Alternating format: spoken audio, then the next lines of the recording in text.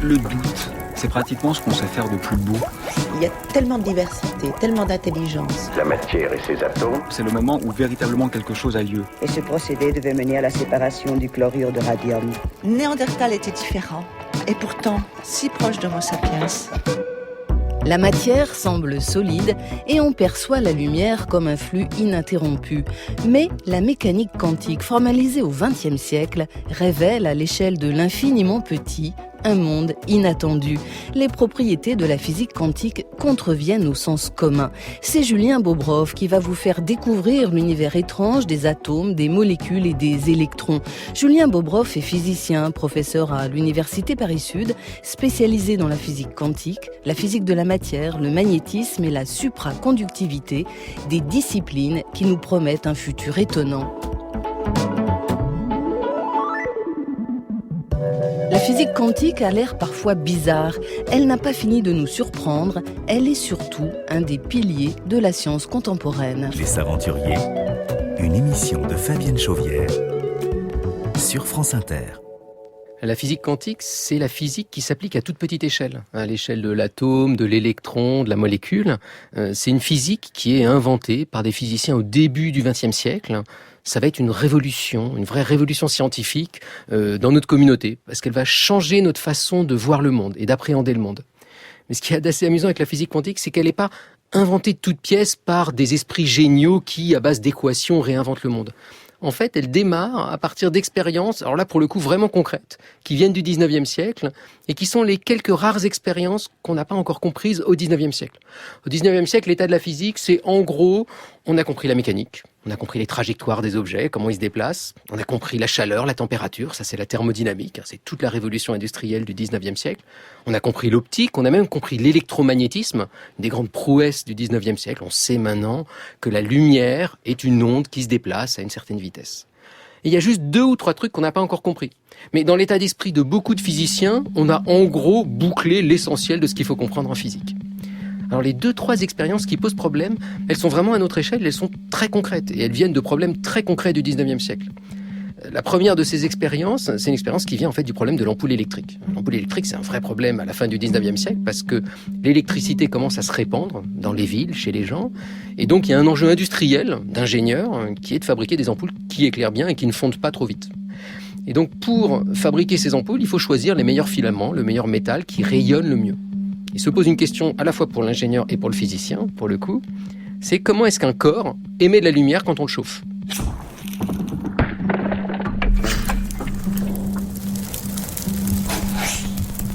On sait bien que si on prend un bout de fer chez le forgeron et qu'on le chauffe, il devient rouge. Puis ensuite, si on chauffe encore plus, il change de couleur et il devient blanc. Donc cette couleur, on voit qu'elle varie avec la température. Alors les physiciens ont un nom savant pour ça, ils appellent ça le rayonnement du corps noir, mais en gros c'est le rayonnement de n'importe quel objet qu'on chauffe. On se simplifie, nous la vie, les physiciens, en prenant un corps noir plutôt qu'un filament d'ampoule. Et donc ce rayonnement du corps noir, il est mesuré expérimentalement, notamment par les Allemands, qui montent presque un institut autour de ça et de la question de l'électricité, un institut fondé par Siemens, de la marque Siemens, donc on voit bien qu'il y a de l'ingénieur là-dedans. Et c'est un institut où physiciens et ingénieurs vont essayer de comprendre les lois électriques, et en particulier comment un corps rayonne.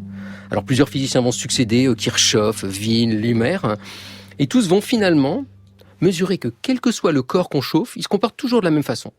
Et il va émettre certaines couleurs en fonction de la température à laquelle on le chauffe. Donc jusque-là, les choses sont assez simples. Manque de chance, on ne comprend absolument pas la courbe qu'on obtient. Les modèles classiques montrent même que la courbe devrait diverger, un truc absolument impossible pour les physiciens. On voit bien que la courbe a une forme de cloche, on retrouve toujours la même cloche, on ne sait pas d'où elle vient. Donc ce rayonnement du corps noir, il résiste aux physiciens, on n'a aucun modèle pour le comprendre. Et c'est bizarrement cette expérience très concrète d'une ampoule qui rayonne qui va déclencher la révolution quantique. On est en 1901 et Max Planck, un théoricien allemand, il a un peu plus de 40 ans à cette époque-là, va aborder le problème. Lui, il ne s'intéresse pas vraiment au rayonnement du corps noir, il s'intéresse à des problèmes bien plus profonds de thermodynamique, liés au gaz, liés à Boltzmann. Mais il s'attaque à ce problème-là. Il va proposer une solution à laquelle lui-même ne va pas trop croire, une solution très élégante, où il comprend le rayonnement du corps noir en disant que ce rayonnement émet des petits paquets d'énergie. Un peu des des sortes de petits paquets d'énergie qui sont émis dans l'air et qui expliqueraient la forme qu'on observe du rayonnement.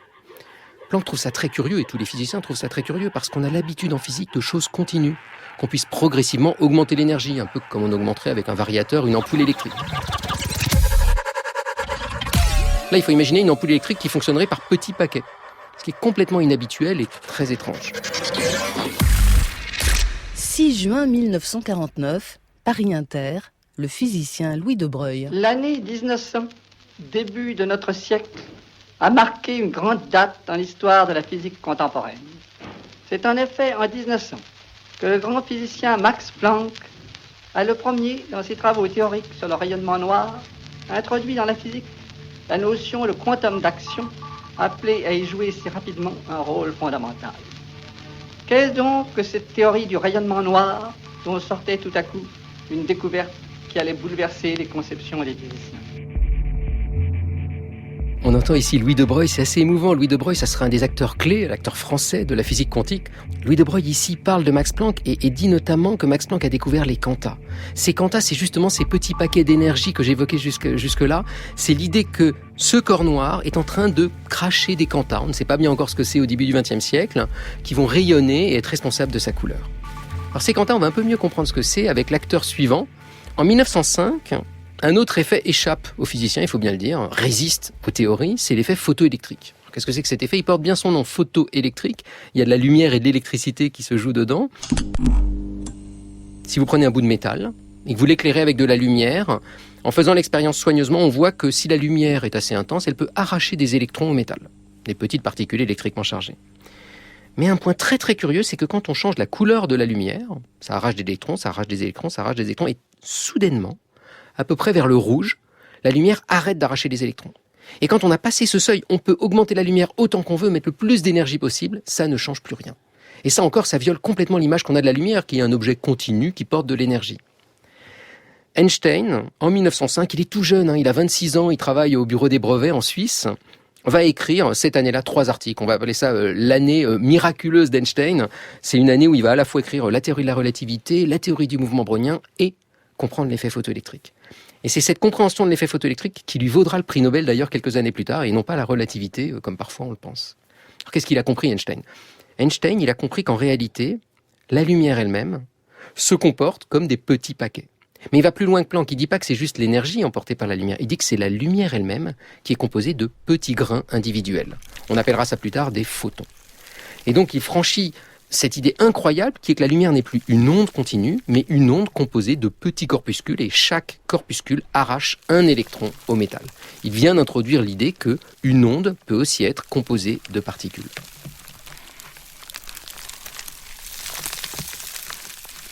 On est donc là, juste avant la Première Guerre mondiale, avec 2 vraies révolutions théoriques, celle d'Einstein et celle de Planck, qui semblent revoir ce qu'est l'énergie et ce qu'est la lumière, 2 fondements de la physique de l'époque. On est donc là avec la naissance, les premiers actes de naissance de la physique quantique qui va exploser littéralement quelques années après. Et ce qui va provoquer la révolution réellement et la confirmer, ça va être ce qui va suivre, c'est-à-dire d'essayer de comprendre finalement ce qu'est un atome. Jusque-là, on a essayé de comprendre ce qu'est la lumière, on va maintenant devoir s'attaquer à l'atome. Au début du XXe siècle, l'enjeu est de comprendre la structure et les énergies des atomes. Julien Bobroff, physicien. Que sait-on de l'atome à l'époque ? On commence à avoir assez bien compris ce qu'est un atome. On a compris qu'il y avait des électrons dedans, ça c'est Thomson, fin du 19e siècle. On a compris qu'il y avait un noyau, 1911, Rutherford, et que ce noyau concentrait presque toute la masse de l'atome et les charges positives. Donc on a une image un peu planétaire avec une sorte de soleil au milieu, c'est le noyau, et autour des électrons qui graviteraient, un peu comme les planètes de notre système solaire. La question qui se pose aux physiciens, qui peut sembler un peu stupide, c'est pourquoi est-ce qu'un atome ne s'effondre pas ? Si je place des électrons qui sont négatifs autour d'un noyau positif, ils devraient s'attirer. Le plus attire le moins en électricité. Et donc l'atome devrait s'effondrer sur lui-même instantanément, et toute la pièce autour de nous, et à peu près tout l'univers, devrait s'effondrer instantanément si ce modèle était correct. Il y a donc un problème qui échappe aux physiciens, et celui qui va aborder ce problème, et presque le résoudre, c'est Bohr, Niels Bohr. Niels Bohr, c'est un jeune Danois, très urbain, très gentil, une grande honnêteté intellectuelle, une grande générosité aussi. Quelqu'un alors dont on dit qu'il est souvent difficile à comprendre. Parfois, il pense à voix haute, puis il fait des longues pauses. Dans ces séminaires, on a souvent du mal à le suivre, au dire des témoignages. Mais ce physicien danois va proposer un modèle radicalement différent, une révolution. Il va proposer que les électrons sont coincés sur des orbites, il ne sait pas pourquoi. Une fois qu'ils sont sur leurs orbites, ils n'ont plus le droit d'en bouger, ils ne peuvent même plus rayonner. Ils ne seront donc pas attirés par le noyau, on les en empêche dans le modèle. Et il va supposer à nouveau que ces orbites sont quantifiées, un peu comme les paliers qu'on avait tout à l'heure chez Einstein, mais cette fois-ci on est dans un atome, et que l'électron ne peut que sauter d'un palier à un autre, sauter d'une orbite à une autre. Il est à nouveau quantifié, et c'est un petit quanta qui le fera sauter éventuellement d'une orbite à une autre. Ça, c'est le modèle de Bohr. C'est un modèle qui pose plein de problèmes. On se rendra compte plus tard que c'est un modèle qui n'est pas tout à fait correct, mais qui va vraiment aider les gens à penser la quantique et à développer la quantique à partir de là. Ce modèle, les gens vont surtout y croire parce qu'il va permettre de comprendre pour la première fois les spectres des atomes d'hydrogène. Alors, qu'est-ce que c'est que ces spectres ? Bien, c'est l'idée que si vous prenez des atomes d'un gaz, par exemple de l'hydrogène, et que vous envoyez de la lumière dessus, seules certaines couleurs très précises sont absorbées par le gaz. Et on peut regarder ces couleurs, ça fait une sorte de carte d'identité du gaz, on appelle ça un spectre, c'est les couleurs que le gaz absorbe. Bohr, avec son modèle très simple finalement, va être capable de calculer toutes les raies de l'atome d'hydrogène, raies qu'on avait déjà mesurées expérimentalement avant. Et c'est cette comparaison théorie-expérience qui va remporter les suffrages et convaincre tout le monde qu'il y a probablement quelque chose de vrai dans l'approche radicalement différente de Bohr. Face à ce modèle, de nombreux scientifiques vont commencer à réfléchir avec les outils de la quantique et essayer de comprendre ce qu'est véritablement cette physique quantique qui sous-tend ce modèle. Ils sont peut-être 20, 30, pour la plupart européens, tous relativement jeunes, très brillants. Ils vont construire à eux seuls toute la physique quantique en 5 ou 6 ans, entre 1922-23 et 1928. Et cette physique quantique, elle va être construite par les échanges, par la discussion, par le dialogue, à travers des conférences. Ils vont assister ensemble à de nombreuses conférences. Par exemple, les conférences Solvay, financées par un industriel belge dans un hôtel très chic à Bruxelles qui accueille tout le monde dans un grand luxe, inhabituel pour les physiciens. Mais aussi en allant séjourner les uns chez les autres. Il y a 3 centres. Il y a chez Niels Bohr à Copenhague. Il y a Munich, Sommerfeld accueille les gens à Munich. Et puis, il y a l'école de Max Born à Göttingen. Et entre ces 3 lieux, les physiciens vont naviguer, vont aller faire des séjours les uns chez les autres, vont beaucoup s'écrire aussi, vont beaucoup publier, vont beaucoup commenter. Et vont ensemble, à travers tous ces échanges, construire cet édifice collectif.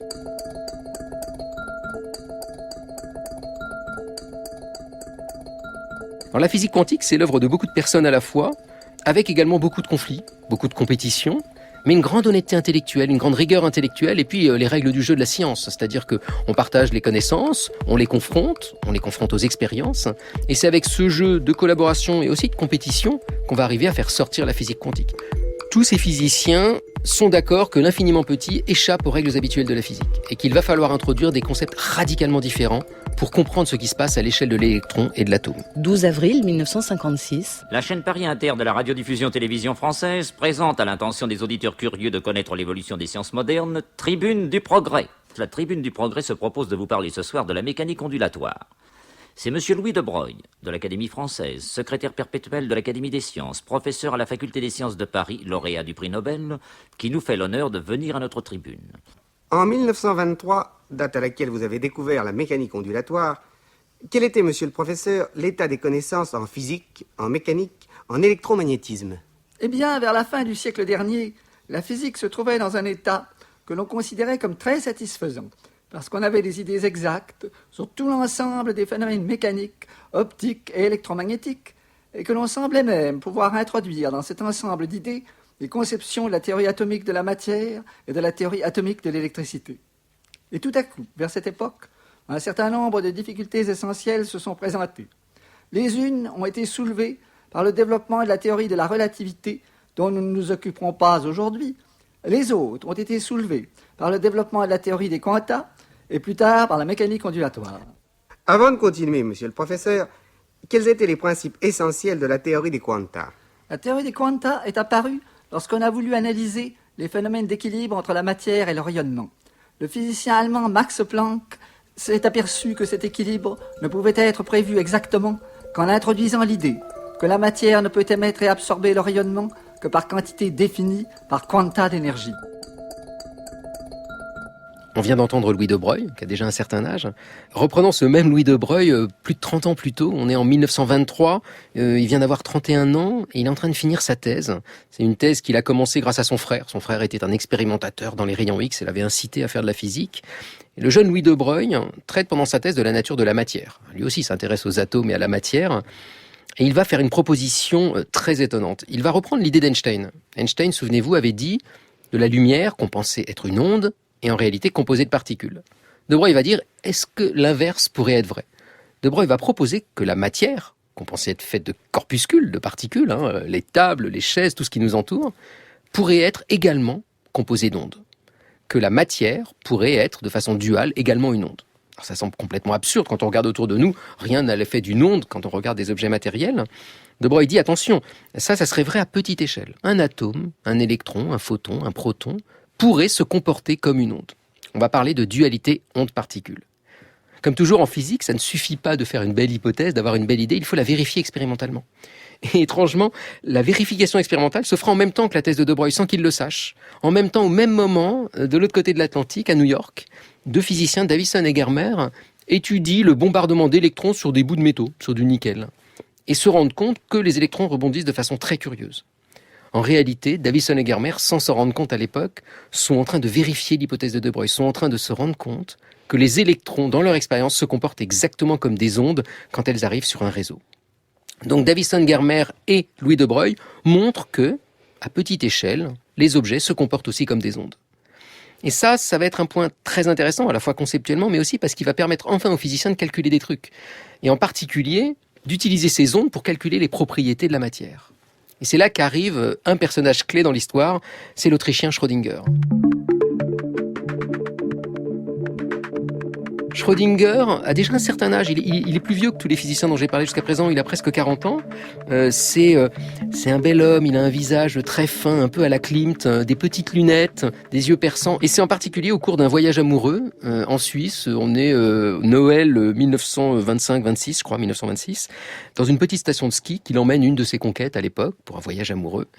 Et qu'en même temps, il essaye de trouver l'équation qui pourrait gouverner la fameuse onde de Broglie. De Broglie a eu l'idée de l'onde, mais n'a pas trouvé l'équation qui pouvait la gouverner. Schrödinger va trouver cette équation, une équation qui portera son nom depuis. C'est l'équation qui permet finalement de dire ce que devient une onde à la de Broglie quand on lui fait subir un champ électrique, un champ magnétique. Et ce que va tout de suite faire Schrödinger, c'est tester, comme d'habitude, sa théorie. Et pour la tester, il va prendre ce qu'on connaît le mieux à l'époque, l'atome d'hydrogène. Et il va dire, voilà, l'atome d'hydrogène, c'est pas ce qu'on pensait jusqu'à présent. C'est pas du tout un noyau avec des électrons qui gravitent autour. C'est un noyau certes, mais les électrons maintenant sont des ondes qui occupent tout l'atome, un peu comme des vagues dans un aquarium. Et ces ondes n'ont le droit qu'à certaines formes. Chaque forme a une énergie, je vais les calculer avec mon équation. Il calcule l'énergie. Et il retrouve exactement l'énergie donnée par les expériences des spectres d'atomes d'hydrogène. Donc avec son équation, avec l'onde de Broglie, il montre qu'il comprend enfin ce qu'est un atome et ce qui s'y joue avec ces électrons qui sont en réalité des ondes qui occupent tout le volume de l'atome. Là, on pourrait se dire que l'histoire s'arrête, mais en fait, elle ne fait que commencer. Les physiciens sont à la fois enthousiastes et sceptiques. Ils sont enthousiastes avec cette idée de Schrödinger parce que enfin ça leur donne ce dont ils ont l'habitude, des ondes. Ils savent calculer des ondes, ils savent utiliser ce genre d'équations, donc ils se retrouvent un petit peu en territoire connu. Mais ils sont sceptiques sur l'idée que c'est vraiment une onde. C'est pas vraiment une onde parce qu'elle n'a pas de toute façon l'équation habituelle des ondes. Et celui qui va comprendre ce qui se passe, c'est Max Born. Max Born va comprendre qu'en réalité, ce à quoi on a affaire ici, c'est une onde de probabilité.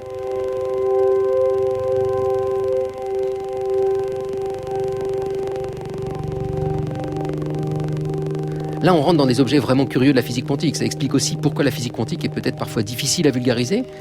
Parce qu'il va falloir maintenant imaginer ce que c'est que cette onde de probabilité. Cette onde de probabilité, c'est l'idée que l'électron, avant qu'on le mesure, occupe en probabilité tout l'espace de l'atome, avec une certaine forme. Ça ne veut pas dire que c'est une réelle onde, ça veut dire que tant qu'on ne le mesure pas, il a des chances d'être ici, ou là, et il ne choisit littéralement pas. Ce qui se passe quand on mesure un électron, par exemple dans un atome, c'est qu'on tire au dé. En quelque sorte, l'électron ne décide pas où il est tant qu'on ne l'a pas mesuré. Et quand on va le mesurer, on va mesurer à chaque fois un corpuscule, un tout petit point. Donc on ne mesure pas l'onde, mais ce petit point en fait va tirer au sort où il se trouve, en probabilité, en fonction de l'onde qui existait avant. Autrement dit, l'onde c'est une sorte de cartographie des possibles, qui va dire où l'électron peut se trouver avant qu'on le mesure. On va parler de réduction du paquet d'ondes, de probabilité de présence, et on va introduire tout un formalisme pour comprendre finalement l'étrangeté du monde quantique qui se joue au niveau de cette onde qui est en fait une onde de probabilité. Schrödinger ira même au-delà de cette équation et proposera des expériences de pensée encore plus radicales. Notamment, il se rendra compte, avec le formalisme quantique, que non seulement un objet peut être une onde de probabilité, mais il peut être dans deux ondes de probabilité, deux états à la fois. Ça va être cette fameuse expérience du chat de Schrödinger à la fois mort et vivant, cette idée très paradoxale qu'à l'échelle quantique, un objet peut être superposé dans deux ondes de probabilité et que c'est seulement quand on le mesure qu'il choisit une des deux aléatoirement. Voilà, on arrive en 1928-1929 et l'essentiel de la physique quantique est fabriqué, est construit et ne sera plus mis en défaut après. On continue à enseigner exactement cette physique quantique-là à nos étudiants et à l'utiliser nous-mêmes dans les laboratoires. Donc l'essentiel est fait et maintenant, les physiciens vont s'attaquer à des problèmes encore plus compliqués, armés de ces outils de la physique quantique. Dimensionless number is a number which does not depend on what system of units you use, whether you refer it to centimeters or inches or any other units that you like. The dimensionless number will always be the same. On entend là Paul Dirac, un des grands physiciens de cette époque-là. Dirac, il va arriver en 1926 et il va faire une équation qui va résumer à la fois la théorie de la relativité et de la physique quantique pour comprendre l'électron. Et cette équation-là sera l'équation des électrons qui fonctionne encore maintenant actuellement. Julien Bobroff, spécialiste en physique quantique et en physique de la matière. La physique quantique, finalement, dit qu'un objet à petite échelle se comporte comme une espèce d'onde, une onde de probabilité, et quand on le mesure, devient un corpuscule et se réduit en un point particulier. Ça va permettre de comprendre les atomes, de comprendre la lumière, de comprendre les gaz, de comprendre les spectres et de comprendre les particules élémentaires. À partir de là, on peut dire qu'il va y avoir deux branches qui vont se former. L'une va essayer d'aller vers des objets de plus en plus fondamentaux. Par exemple, qu'est-ce qu'il y a à l'intérieur du noyau? Qu'est-ce qu'il y a à l'intérieur d'un proton? On va découvrir le positron, le neutrino, le muon. On va aller vers la physique des particules et la physique des hautes énergies. Et puis, petit à petit, vers la bombe atomique. Une autre branche, peut-être parfois moins connue, va avoir un point de vue un peu différent qui est de se dire non, on va repartir dans l'autre sens. On a compris ce qu'était un atome, maintenant, on va refaire grossir la matière en ajoutant les atomes les uns aux autres et essayer de comprendre finalement un vrai solide à partir des atomes qui le composent. Donc pas du tout aller vers l'infiniment petit, mais au contraire revenir à l'échelle du centimètre pour comprendre ce qui se passe à notre échelle, armée de la physique quantique. Alors, ces physiciens-là, il faut voir à quel point ils sont audacieux parce que, a priori, c'est un problème voué à l'échec dès le début. Alors c'est un problème voué à l'échec pour une raison très simple, c'est qu'en physique quantique, plus on a d'atomes, plus c'est compliqué à calculer.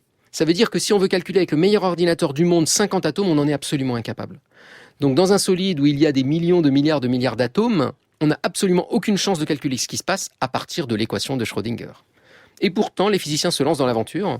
Alors ils vont être 3 au début, il va y avoir Pauli, il va y avoir Fermi, il va y avoir Dirac, et puis également Heisenberg. Et ce que vont faire ces physiciens, c'est simplifier le problème. Comme toujours, quand un physicien ne sait pas traiter d'une situation, il la simplifie. Et alors eux vont faire la simplification la pire qu'on puisse imaginer.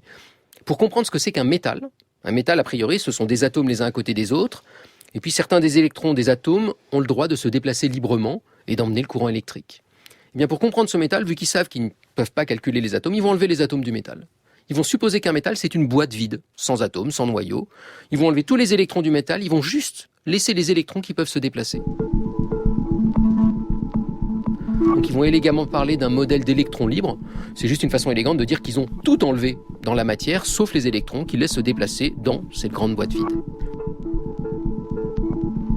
Pour l'instant, c'est dans leur imagination. Le métal serait une boîte vide dans laquelle on laisse circuler des électrons librement. Et ils font le calcul de ce que ça devrait donner. Et ils se rendent vite compte que finalement, ça ressemble beaucoup à un atome. Souvenons-nous qu'un atome, c'est une sorte de boîte électrique dans laquelle on laisse des électrons. Et bien ici, c'est juste une boîte un peu plus grosse.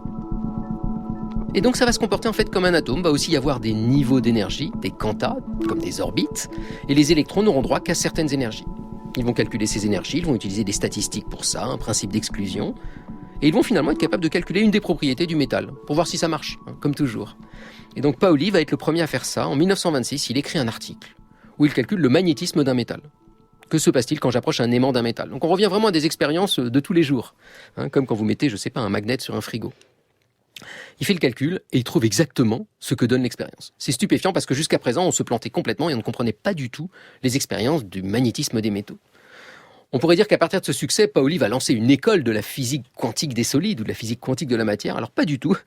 Pauli, juste après cet article, dit « Je n'aime pas la physique des solides, même si j'en suis à l'origine, et il ne refera plus jamais de physique des solides. » Je crois qu'il considère que la physique des solides est de l'ordre du sale, de l'ordre de l'approximatif, n'est pas assez fondamentale pour lui, n'est pas assez belle et pure.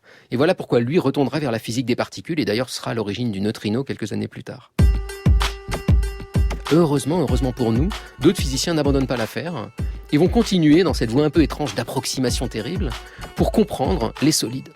Ils vont essayer progressivement de faire le moins en moins d'approximations pour rendre leur modèle de plus en plus réaliste.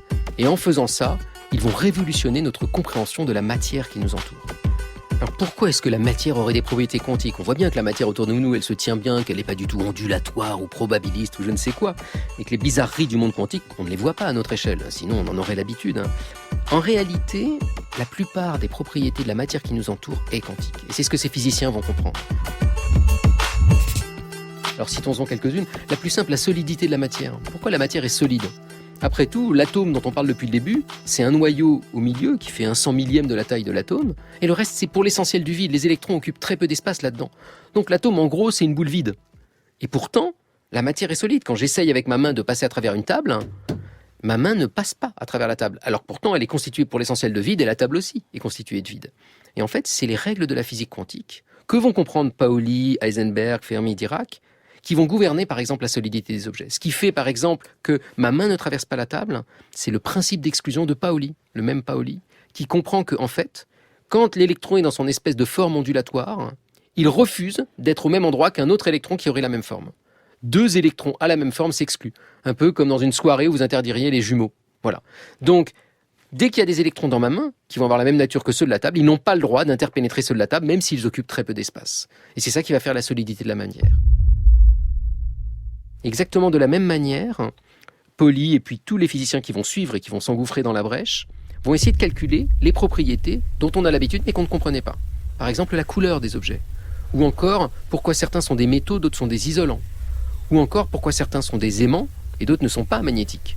Et donc toutes ces propriétés relativement simples et élémentaires dont on a l'habitude, mais qu'on ne comprenait absolument pas jusqu'à présent, vont enfin être comprises grâce à la physique quantique. Et donc en 10-15 ans, des physiciens comme Félix Bloch, comme Wilson, ou comme Pauli, ou comme Heisenberg, vont être capables de mettre en place une physique quantique de la matière solide.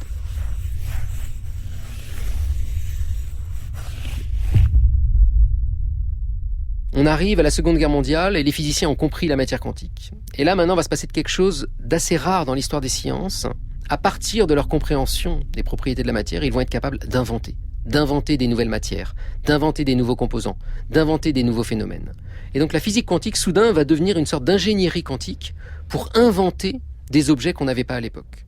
Et l'exemple le plus frappant, le plus important, peut-être la révolution technologique la plus importante du XXe et du XXIe siècle, elle va avoir lieu en 1947. 3 physiciens quantiques, Bardeen, Brattain, Shockley, travaillent à l'époque dans les laboratoires de la compagnie téléphone américaine, Bell Labs. Et cette compagnie, elle est très motivée à remplacer les tubes à vide dans l'électronique. C'est des tubes à vide qui servent à l'époque à faire les ordinateurs de l'époque et qui sont catastrophiques, qui démarrent mal, qui sont fragiles, qui sont gros, qui sont peu utiles pour l'électronique. Ces physiciens-là vont utiliser leur savoir-faire de physique quantique pour inventer une sorte de tube à vide miniature. Ils vont inventer le transistor. 15 janvier 1959, Paris Inter, Le progrès et la vie. Ce soir, nous allons vous conter la naissance d'un transistor. Nous sommes à la Faculté des Sciences, dans le laboratoire de physique de l'École normale supérieure, où se trouve actuellement M. Aigrin. Vous allez donc nous décrire les principales phases de la fabrication et les principales utilisations des transistors. Un transistor est un élément de circuit amplificateur qui peut par conséquent remplacer les lampes à vide dans la plupart de leurs applications, et qui est constitué essentiellement d'un monocristal d'un semi-conducteur. Un transistor est ainsi constitué d'un sandwich, une zone de conductivité négative ou positive étant intercalée entre 2 zones de conductivité opposées. Le transistor dont on parle dans cette archive, en fait c'est un interrupteur. C'est une façon de laisser ou de ne pas laisser passer le courant, mais à une échelle miniaturisée. Comment ça marche et pourquoi est-ce que c'est quantique le transistor? L'interrupteur c'est pas du tout quantique, mais le transistor en fait utilise des matériaux, les semi-conducteurs, dont les physiciens vont être capables de contrôler le nombre d'électrons. En fait ça va être des métaux sur mesure. Un métal il vous donne un certain nombre d'électrons et vous n'en avez pas le choix. Ici avec un transistor on peut choisir sur mesure les électrons qui s'y propagent et la façon dont ils s'y propagent. Est-ce que ça va permettre ce transistor, cette espèce d'objet inventé de toutes pièces à partir de métaux, d'isolants et d'astuces de chimie et de physique, ça va permettre de miniaturiser l'électronique. Et le point clé, ça va être non seulement la découverte de ce transistor en 1947, mais surtout en 1958, l'arrivée de Jack Kilby, qui, le premier aux États-Unis, va inventer un circuit intégré. C'est-à-dire qu'il va être capable de mettre soudain plein de transistors à 2 dimensions sur une plaque. Et là, on est en train d'inventer, un petit peu avant l'heure, le microprocesseur et derrière toute l'électronique moderne.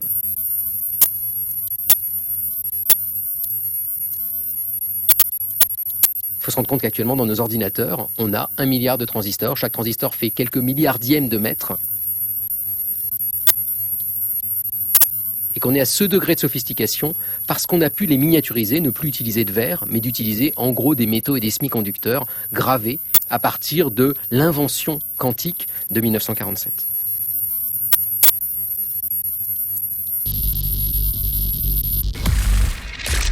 Alors l'invention suivante, l'invention clé de la physique quantique, ça va être le laser. On est en 1960 aux États-Unis. Là encore, une féroce compétition industrielle, des brevets sont en jeu et on peut s'imaginer l'importance des brevets. Et c'est Meyman, le premier, qui va gagner la compétition et qui va réaliser pour la première fois un laser à partir d'un rubis, la pierre précieuse, qu'il va éclairer avec des flashs lumineux. Et il utilise en fait des propriétés des atomes du rubis, des propriétés quantiques. Quand il éclaire avec son flash lumineux, les atomes sont excités. Et une fois qu'ils sont excités, on va être capable d'envoyer un grain de lumière, un photon, pour les désexciter, et en faisant ça, eux-mêmes recrachent un deuxième grain de lumière. On est parti avec un grain, on se retrouve avec 2 grains de lumière, et si on met un miroir et qu'on recommence dans l'autre sens avec un autre atome, on aura 4 grains de lumière, 8 grains de lumière, 16 grains de lumière. Donc progressivement, on amplifie la lumière, mais tous ces grains sont absolument identiques. Donc on a une lumière amplifiée, qui a exactement la même couleur, la même forme, la même cohérence. C'est le rayon laser qu'on pourra faire sortir ensuite dans une direction parfaite. On sait faire des rayons laser tellement unidirectionnels maintenant qu'on peut les envoyer sur la Lune, mettre un miroir et les récupérer ensuite. 24 mai 1962, France 1, Paris Inter. Pour tous ceux qu'intéresse le prodigieux développement scientifique actuel, dont l'influence est de plus en plus grande sur notre existence, voici réalisé par Paul Castan, une émission de Paul Sarès, Le progrès et la vie. Une source fantastique de lumière, le laser, tel sera le sujet de notre première rubrique, avec la participation de M. Maurice Françon, professeur à la Faculté des Sciences et à l'Institut d'Optique. Un petit rubis de 2 cm de long, quelques millimètres de large, entouré d'un flash extrêmement puissant, et nous avons devant nous cette fameuse source de lumière qui émet un rayon absolument fantastique, monsieur Françon. Vous avez en face de vous, en effet, le laser. En effet, l'appareil est constitué par un petit rubis. Eh bien, il sort de ce rubis dans cette direction-là, voyez-vous ici, vers la gauche, un faisceau extrêmement intense. Supposez qu'à la sortie du laser, on concentre le faisceau à l'aide d'une lentille qui aurait 1 cm de focale sur une petite surface de l'ordre de 1/10 de millimètre de diamètre. Eh bien, sur cette petite surface, l'énergie produite par un laser pourrait être de l'ordre de 100 millions de watts par centimètre carré. On est là au tout début du laser, on dit encore laser à l'époque. Le laser va avoir des applications incroyables. Il va permettre de couper, d'opérer en chirurgie, il va permettre de lire des CD, etc., etc. On connaît toutes ces applications dans notre quotidien.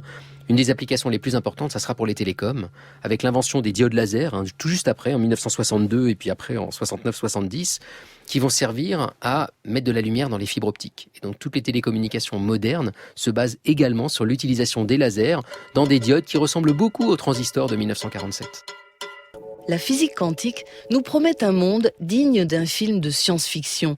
Si les recherches sur la supraconductivité aboutissent, le stockage et le transport de l'énergie ne seraient plus un casse-tête.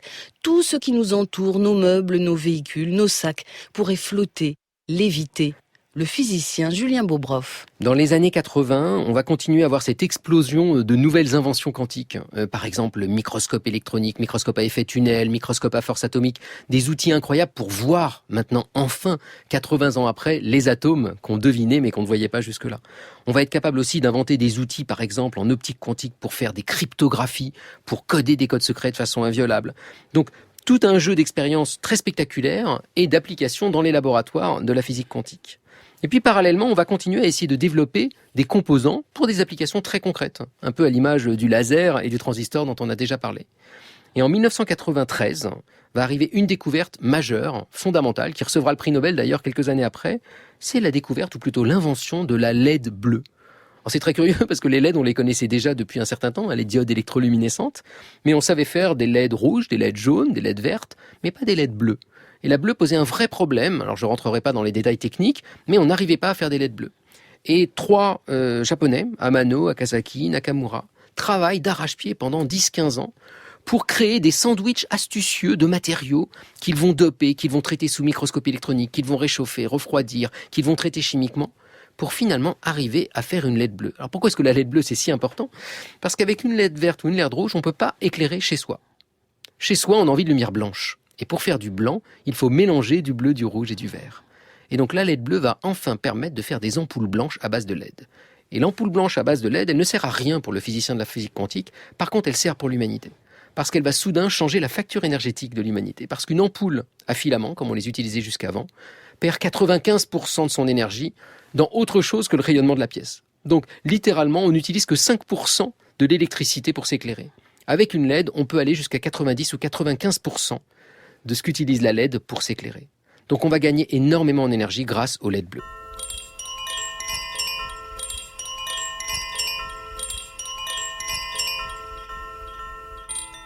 Donc on le voit, la physique quantique peut fabriquer des matériaux utiles pour l'environnement. Par exemple, les cellules photovoltaïques sont également une œuvre de la physique quantique, à l'image de ces LED bleus qui ont permis d'économiser énormément sur l'énergie. Autre étape pour la physique quantique, ça va consister à miniaturiser. On l'a déjà vu pour le transistor, qui va être miniaturisé dans les microprocesseurs. La physique quantique va de plus en plus se réintéresser à des objets à l'échelle du nanomètre. Parce que maintenant, on sait les fabriquer, on sait les mesurer, on sait les voir également. Et donc va émerger, dans les années 80-90, un nouveau champ, le champ de la nanophysique. Et ce champ-là va recevoir son premier prix Nobel avec un Français, un collègue en fait de l'Université Paris-Sud, Albert Fert, qui avec son collègue Peter Grünberg va recevoir un prix Nobel pour justement une découverte liée à la nanophysique. 10 octobre 2007, France Inter, le physicien Albert Fert dans l'émission La tête au carré. C'est une découverte de 88, la découverte de la magnétorésistance géante a pu être utilisée rapidement aux têtes de lecture des disques durs qui ont permis de détecter des inscriptions beaucoup plus petites et donc de stocker beaucoup plus d'informations sur le même disque. Et la capacité des disques a été multipliée par 200, 300. Alors la magnétorésistance géante, de quoi s'agit-il ? Il s'agit à nouveau d'un sandwich de couches, mais cette fois-ci, ces couches sont magnétiques. Ce qu'Albert Fert va faire, c'est essayer de manipuler le magnétisme de la matière pour changer la résistance électrique d'un objet. Et ça constitue l'idéal d'une tête de lecture pour un disque dur magnétique, justement. Ce magnétisme, dont j'ai peu parlé jusqu'à présent, c'est une des composantes clés de la physique quantique. L'aimant magnétique le plus petit, on appelle ça un spin. Albert Fert va proposer de le manipuler pour réinventer une nouvelle forme d'électronique. Il parlera de spintronique. Et ce spin, on le trouve au cœur de nombreuses technologies quantiques, par exemple les IRM dans les hôpitaux, l'imagerie par résonance magnétique, où on manipule les spins de nos atomes dans notre corps humain, nos atomes d'hydrogène, et en regardant comment est-ce qu'ils remontent à l'équilibre, on est capable finalement de distinguer différentes zones d'un corps humain sans devoir le découper en tranches. Donc on le voit, le champ des applications a tout à gagner de la physique quantique, qu'il s'agisse d'IRM, de têtes de lecture, de disques durs d'ordinateur ou de rayons laser. En réalité, à l'échelle de la nanophysique, on va même découvrir des nouveaux matériaux qui vont avoir des propriétés probablement utiles pour des applications, mais qui sont encore à l'état de recherche. Et là, on en vient maintenant à la physique quantique moderne. La physique quantique ne s'est pas arrêtée en 1928. Elle continue depuis. C'est un des champs les plus étudiés actuellement dans les laboratoires. Et on découvre régulièrement des nouveaux matériaux aux propriétés remarquables. Par exemple, toujours à l'échelle de la nanophysique, on a découvert il y a quelques années le graphène. Le graphène, c'est une couche d'un seul atome d'épaisseur de charbon. Voilà, on prend du charbon, mais on ne garde qu'un atome d'épaisseur. Et cette couche-là a des propriétés remarquables. Des propriétés mécaniques absolument uniques, c'est l'objet le plus dur au monde. Des propriétés électriques également tout à fait surprenantes. Le graphène n'est ni isolant, ni métallique. Il est dans une sorte d'entre-deux très étrange qui a permis de mettre à jour toute une nouvelle physique très étrange des électrons dans le graphène. On parle de cônes de Dirac, d'électrons sans masse. Les électrons se comportent comme s'ils n'avaient plus de masse, comme si c'était des grains de lumière. Et donc ce qu'on voit, c'est qu'on est là à la convergence entre deux domaines, un domaine vraiment d'ingénierie, de nanophysique, de matériaux pour l'environnement, pour l'électronique, et puis soudain la physique fondamentale qui repointe le bout du nez et qui va s'emparer de ces découvertes, de ces objets-là, pour essayer d'y découvrir une physique originale. Où là, ce qui va intéresser le physicien, ça n'est pas seulement l'application, mais le fait de découvrir un nouvel état de la matière. Et donc on arrive à tous ces nouveaux matériaux quantiques qui vont présenter des états absolument hallucinants qu'on n'envisageait pas jusque-là. Un bon exemple, finalement, ce sont les supraconducteurs. Alors, de quoi s'agit-il ? Si vous prenez un métal comme du plomb ou de l'aluminium et que vous le refroidissez, alors vraiment beaucoup, très près du zéro absolu, soudain, à une température assez basse, il va changer d'état. et devenir une sorte de supermétal. On parle de superconducteur. Qu'est-ce que ça veut dire ? Ça veut dire que si vous mettez du courant dedans, il circule parfaitement, plus rien ne lui résiste. Si vous prenez un petit anneau de ce métal, par exemple un petit anneau d'aluminium, et que vous mettez avec une pile du courant dedans, et puis que vous le refroidissez, vous pouvez ensuite enlever la pile, le courant restera piégé dans l'anneau jusqu'à la fin des temps, un mouvement perpétuel. Ce que n'aime pas le physicien a priori, mais la physique quantique le permet. Donc on a ce matériau très étrange a priori. Autre étrangeté, si on approche un aimant d'un supraconducteur, il est repoussé, se place en lévitation et reste là de façon stable au-dessus du supraconducteur, au point que si ensuite on retourne le dispositif, il va tenir à l'envers, tenu à distance par des espèces d'encres invisibles. Toutes ces propriétés, elles ont une origine quantique. Et ça, on va le comprendre bien après la découverte expérimentale. On va comprendre qu'en fait, dans ces matériaux, tous les électrons se mettent ensemble pour former une sorte de collectivité, former une sorte de vague géante. On se souvient que chaque électron était une petite vague individuelle, une petite onde. Cette fois-ci, c'est une onde collective géante, une sorte de superatome géant, qui va avoir toutes ces propriétés étranges de conduire le courant parfaitement, de repousser les aimants. Ces supraconducteurs, ils vont occuper les physiciens tout le XXe siècle et une bonne partie du XXIe siècle. On va les découvrir, on va penser les avoir compris dans les années 60, et on va se rendre compte dans les années 80-90 que de nouveaux matériaux existent, qu'on va inventer en laboratoire, et qui échappent complètement aux théories anciennes, qui sont là encore supraconducteurs, qui sont même bien meilleurs que les anciens supraconducteurs, 10 ou 100 fois meilleurs que les anciens, et dont on n'a toujours pas compris aujourd'hui, en 2018, pourquoi ils sont supraconducteurs.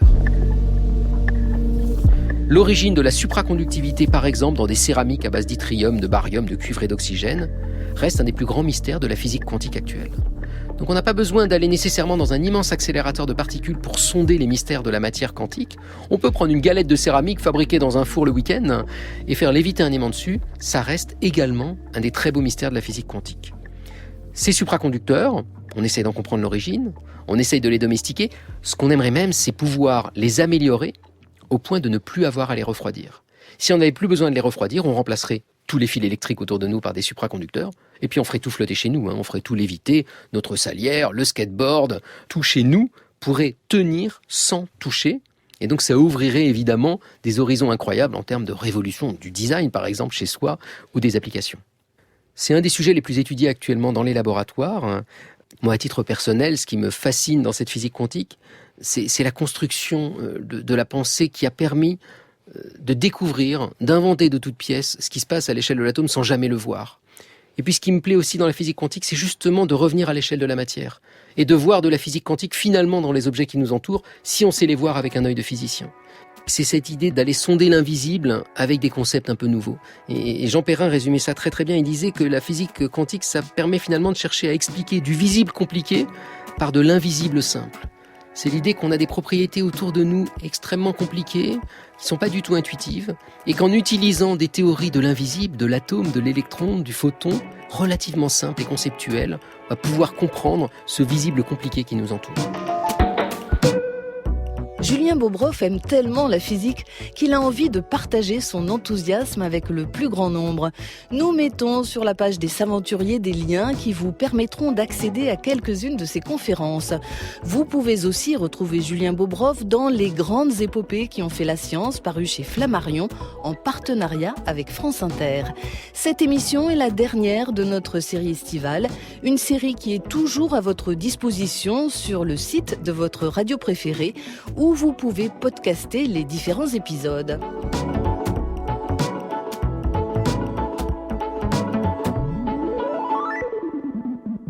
Un grand merci à Clément Baudet qui a réalisé Les Saventuriers. Merci à Irène Menahem qui a préparé cette émission. À la programmation musicale, il y avait Djoubaka. À la prise de son aujourd'hui, Juliette Delpérou et Julien Dumont. Merci aussi à Romain Couturier de la discothèque de Radio France.